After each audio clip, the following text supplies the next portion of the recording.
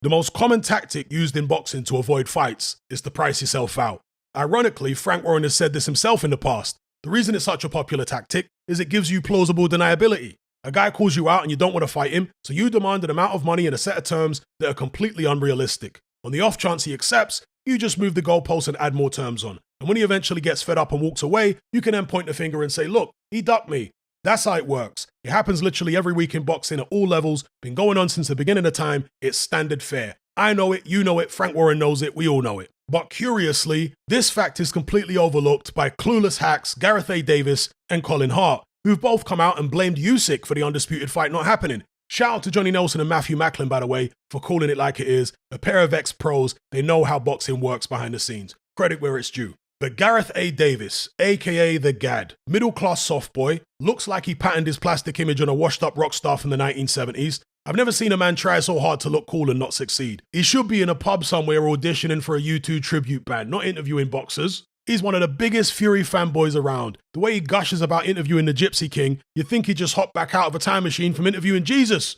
He's like Adam Smith, this guy, a posh boy in a working class sport, struggling to find acceptance. So he decided to suck up to the Furies in the hope he gets looked after. And like all boxing journalists, he's absolutely terrified of Bricktop. Colin Hart. Where do I start with this old coffin dodger? Man looks like he's been laid up in a dusty wooden box for the past 5,000 years. Still got that same tea-cozy haircut he had in the 1970s. You know what decade it is, Colin? Dear oh dear. I remember watching Lennox Lewis fight Tyrell Biggs on the Holyfield-Burt Cooper undercard in 1991. Colin Hart was commentating for Sky with Ian Darke.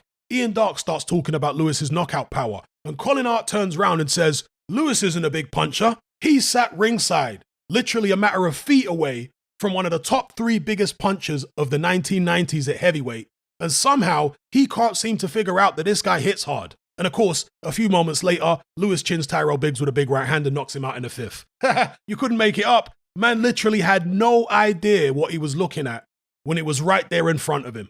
Unbelievable. You think that after covering the sport for all these decades and being around all these boxing people, he'd at least have absorbed a certain degree of understanding through osmosis. But no. If anything, he's even more clueless now than he was back then. The reason that Tyson Fury has been non-stop lying, gaslighting, and going back on his word for the past decade or more is because of people like the Gad and Colin Hart. Enablers. And the same goes for the people who are sitting on the fence trying to play devil's advocate. Oh, well, we don't know for sure. Maybe they're equally to blame. You sound like someone who's unsure if Jim will fix it was a nonce. Well, technically, the DNA evidence is partially inconclusive. Give it a rest. There's a common misconception about criminal trials that you need DNA, fingerprints, or other forms of smoking gun evidence to secure a conviction. But that's not actually true at all. People get convicted on circumstantial evidence all the time as long as there's enough of it to meet the burden of proof, once the weight of evidence reaches critical mass to convince the jury beyond a reasonable doubt. Such is the case here with the evidence that Tyson Fury priced himself out of the Usyk fight. Critical mass is in the rearview mirror, mate. We're long past that. We're way beyond any reasonable doubt.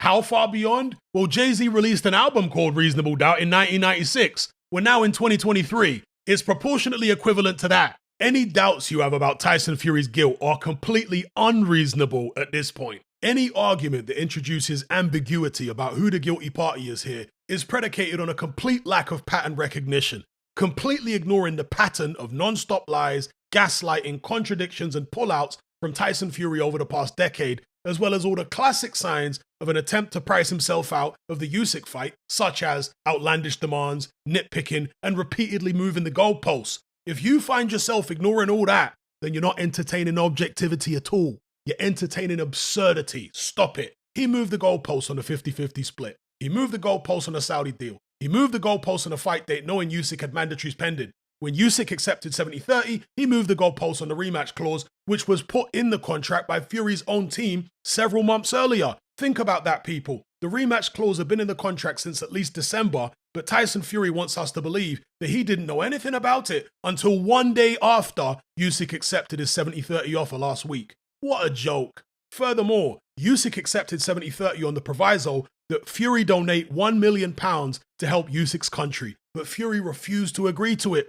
He said, I'll take the 70%, but you're not getting the donation. No matter what Usyk agreed to, Fury was going to keep moving the goalposts. That's the obvious reality. Again, pattern recognition, folks. It's not rocket science. The easiest way to have made the Usyk Fury fight was to have done it in Saudi Arabia, because each fighter was negotiating separate deals with the Saudis, so this avoids any issues over purse splits.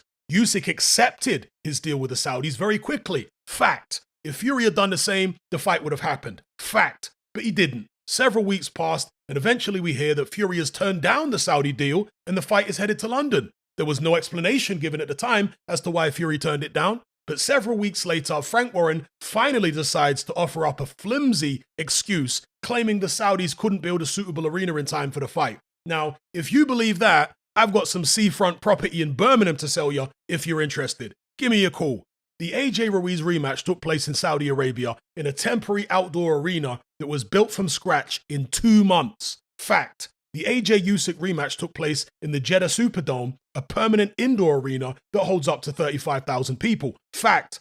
The Saudis put on big sporting and music events all the time and have several arenas across the country that can easily accommodate large crowds. Fact. But Frank Warren wants us to believe that there was no venue that could have hosted Usyk Fury. Yeah, pull the other one, Frank. First of all, the negotiations were going on for 6 months, which is actually 3 times longer than it took the Saudis to build the temporary arena for the AJ Ruiz rematch. The fight was also scheduled for April 29th, meaning they would have actually had 7 months. Furthermore, Usyk's team indicated that they'd be willing to push the fight date beyond April 29th for the right deal. With all this in mind, knowing a Saudi fight avoids any issues over purse splits, why didn't Tyson Fury and Frank Warren just agree to do the fight over there? Usyk agreed, no problem, but Tyson Fury didn't. Instead, he moved the fight to the UK, where there's less money and purse splits become an issue. Why? Because he wanted issues. Because he didn't want to fight. He wanted to frustrate Usyk to the point he broke off negotiations or was forced to face a mandatory. Nothing could be more obvious at this point. So Bricktop is talking absolute rubbish. He does more spin than Fatboy Slim, this guy. Give it a rest.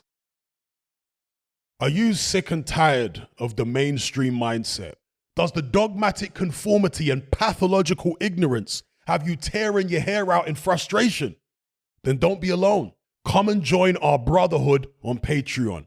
We stand as a beacon of reason against an army of insanity. You'll gain access to my weekly topical podcast, where we take more deep dives than Jacques Cousteau on an endless variety of subjects. There's also videos, interviews, live Q&As, as well as a vast back catalogue of previous episodes, including my popular Confessions of a Nightclub Bouncer series.